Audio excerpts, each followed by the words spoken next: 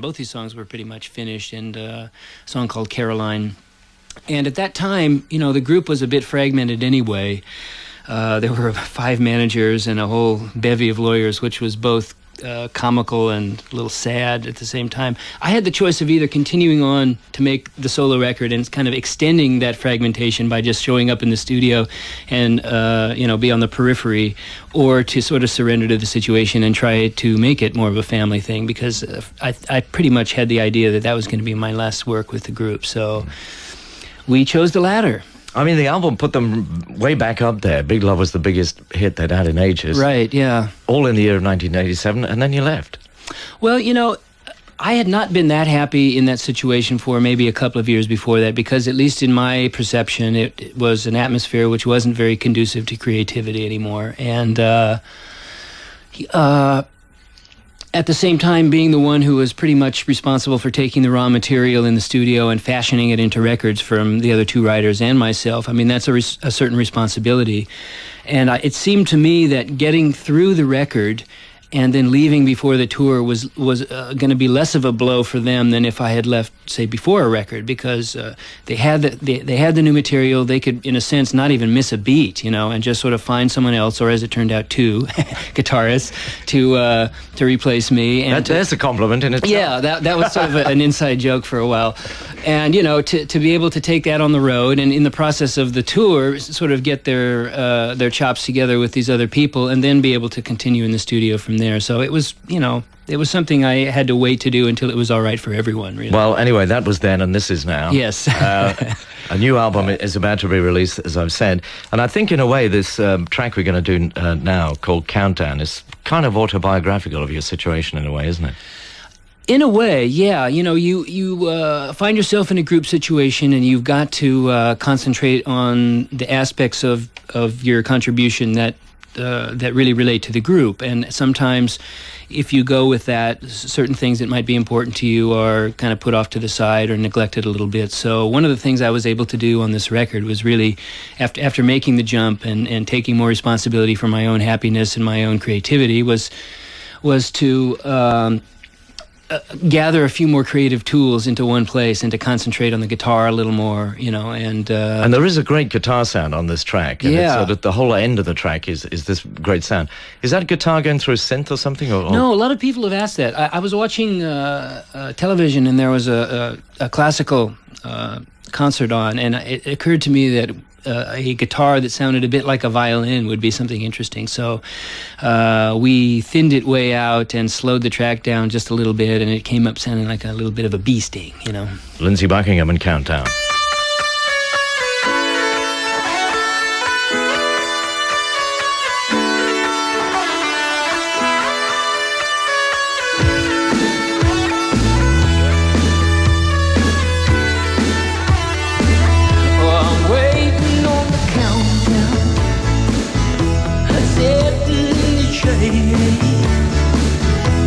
Things about to turn around. How the madness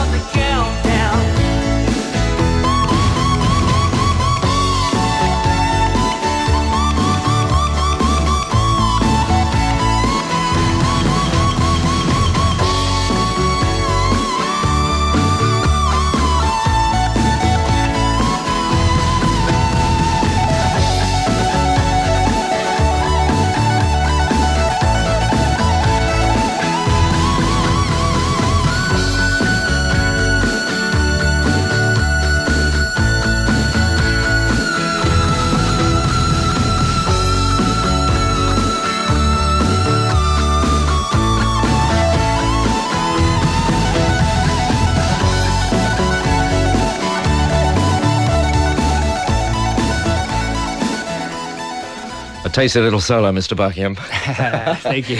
Very nice. It's going to be the new single out in about a week or two from now called Countdown from Lindsey Buckingham, one of the tracks on the album out in mid-July, which is called Out of the Cradle. I love this photograph in the CD notes of you in the studio. Yeah, that's my house. Man surrounded by his gadgets. There. And a black velvet Elvis there somewhere, too. Yeah. The Elvis shrine. Right. Yeah. So, how about doing something live for us? Sure. I thought, after a countdown, maybe I'd try to touch on the more reflective side of the album a little bit. I was going to, there are several pure guitar instrumental pieces on the album, and I thought maybe I would dovetail one of those into a song. The song itself is called Street of Dreams, and it was written about my own loneliness a bit. And my father, who died years ago, after he died, I used to go and talk to him. And this is sort of a song that addresses that. And then the instrumental, which is actually a piece by Rodgers and Hammerstein, was one of his favorite songs. So in a sense, they tie together, and I thought I'd dovetail those two together for you. Okay, great.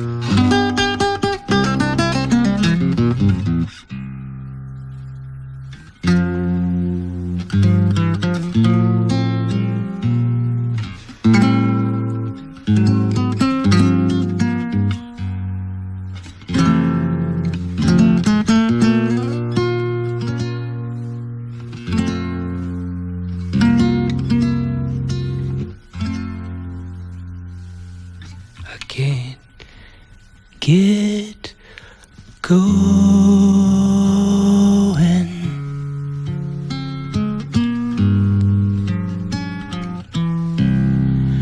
Fear is showing.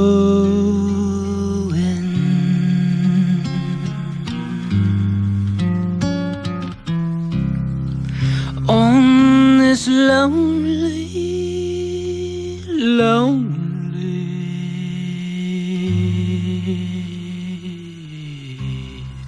street of dreams,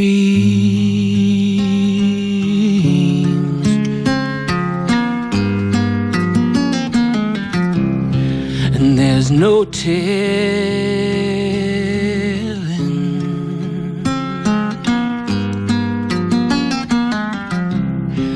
what they're saying.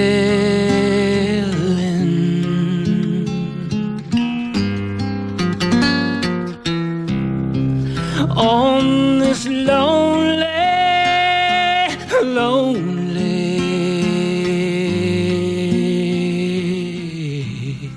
street of dreams.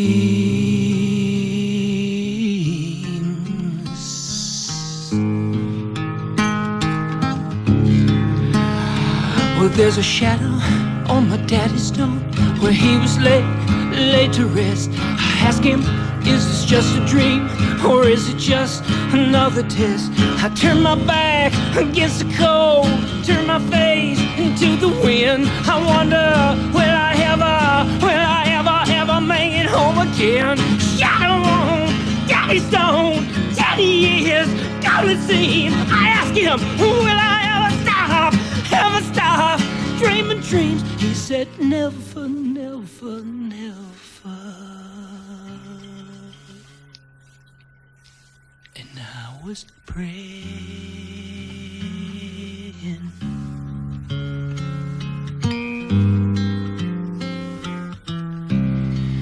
You'd be staying.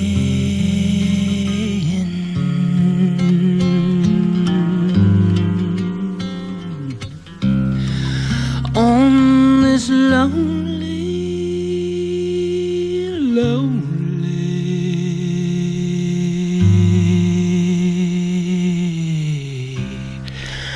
street of dreams.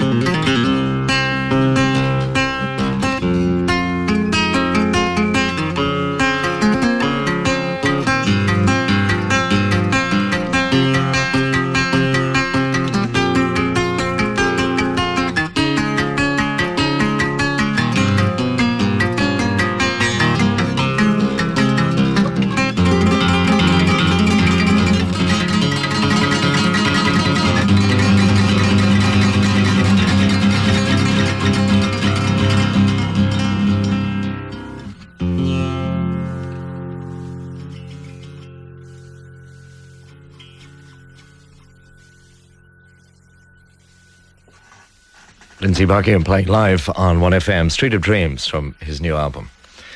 Lots of people, I think, do talk to someone they love when they've moved on to the other place, but they're not always courageous enough to publicly say so.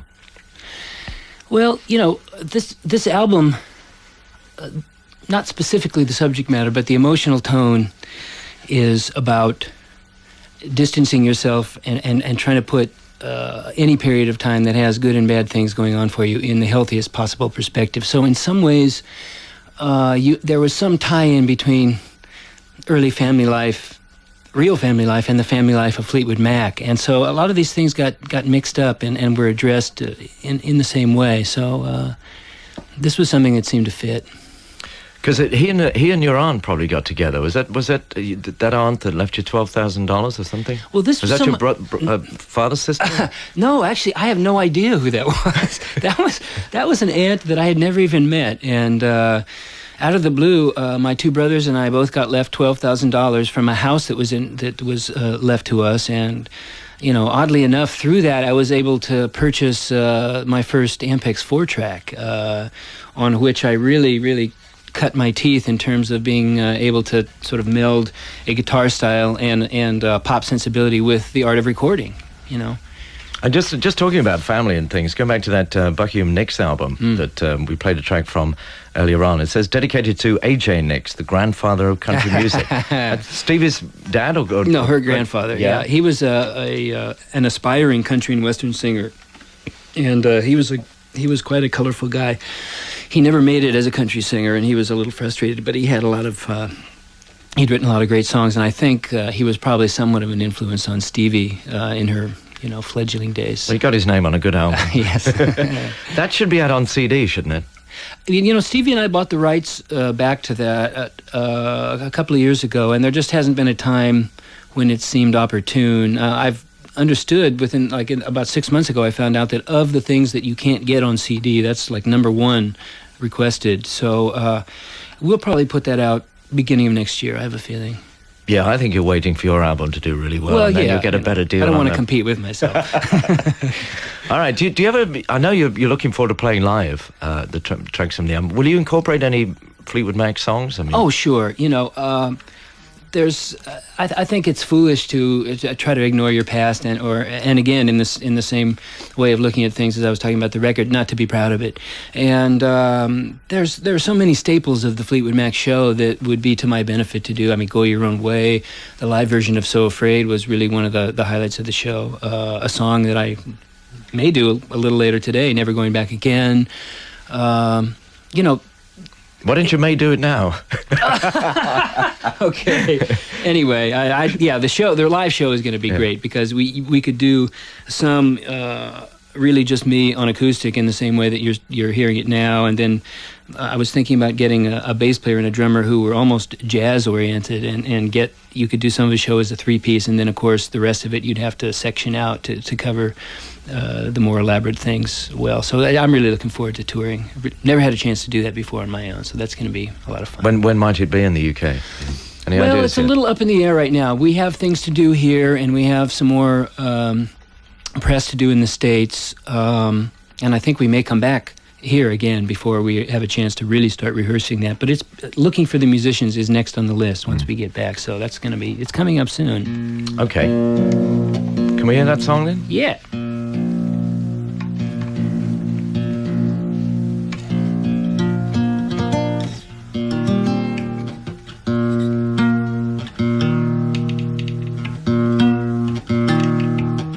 New strings. Yeah, this is a song that's a lot older, and in a way, it's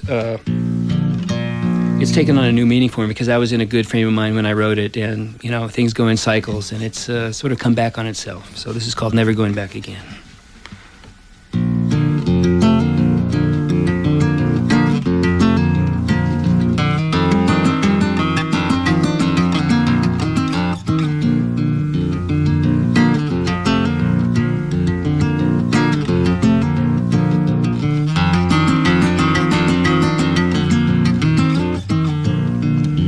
She broke down and let me in.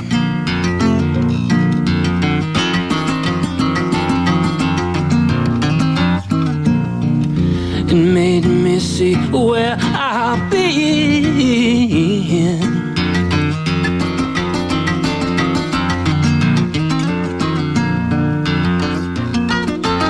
I've been down one time, I've been down two times.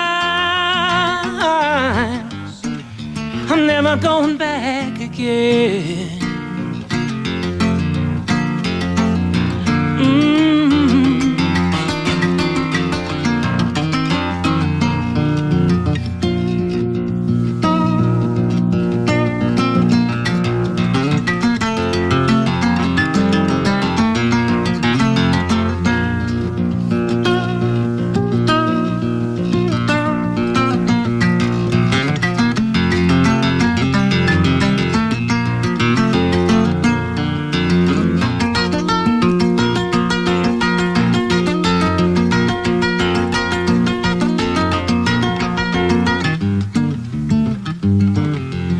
Don't know what it means to win.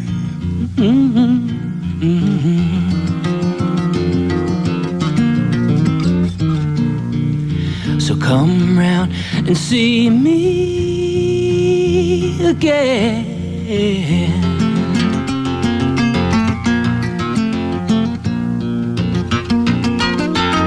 I've been down one time, I've been down two times. I've been down three times. I'm never going back again. Oh.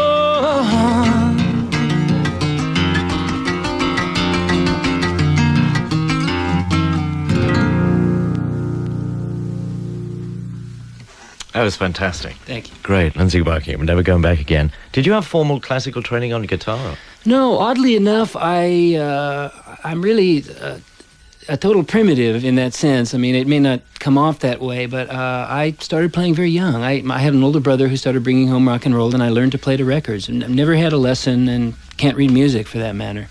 So, you know, it's just something that I developed on my own. Well, listen, it's a delight to have you here this afternoon. Thanks for coming. Oh, by. my pleasure. Really good. Thanks I look for forward having to you coming back with Great. the band. All right, yeah, we'll see you then. All right. Lindsey Buckingham, let's do another track from the new album, and this is Soul Drifter.